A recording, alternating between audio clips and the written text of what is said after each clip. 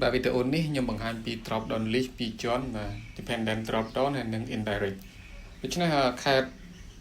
នឹង khét នីមួយៗយើងបង្កើតស្រុកខាងក្រោមដូចបង្កើតក្រុម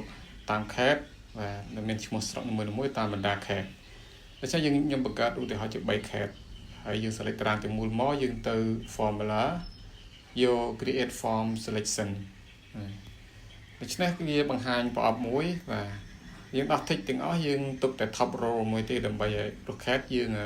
ទៅសេក្បាលតារាងជាឈ្មោះ khét បាទដូច្នេះយើងអូខេមកបាទថាតារាងខាងក្រោមគឺជាឈ្មោះ khét ហើយឈ្មោះស្រុកនៃ khét នីមួយៗអញ្ចឹង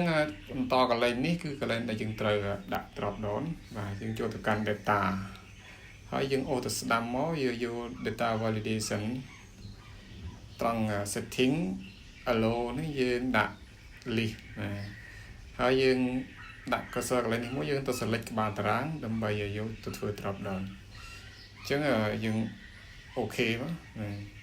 ដូច្នេះឈ្មោះ khét វាមាន3នៅក្នុងនេះដែលយើងបាន select ជ្រើសរើស khét ទាំង3មាន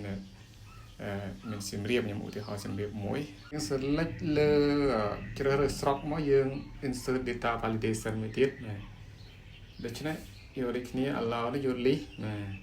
តែកន្លែងសួរនេះយើងត្រូវសរសេរស្មើ indirect ទៅសេ indirect បាទវងកញ្ចក់ដោយសារ khét នៅជួ e2 បាទយើងទៅសេ e2 នៅក្នុងវងកញ្ចក់រួចបិទមួយមកបន្តមកចុច OK បាទយើងអាចជ្រើសរើសបាននៅក្នុង khét សៀមរាបមាន5ស្រុកទៅយើងរើសបាទឧទាហរណ៍ប្រទេសសេរី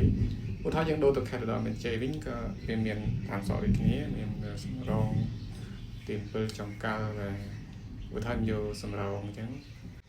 បាទស្រុកនេះបង្ហាញអាស្រ័យទៅលើ khét នៅខាងមុខសូមអរគុណ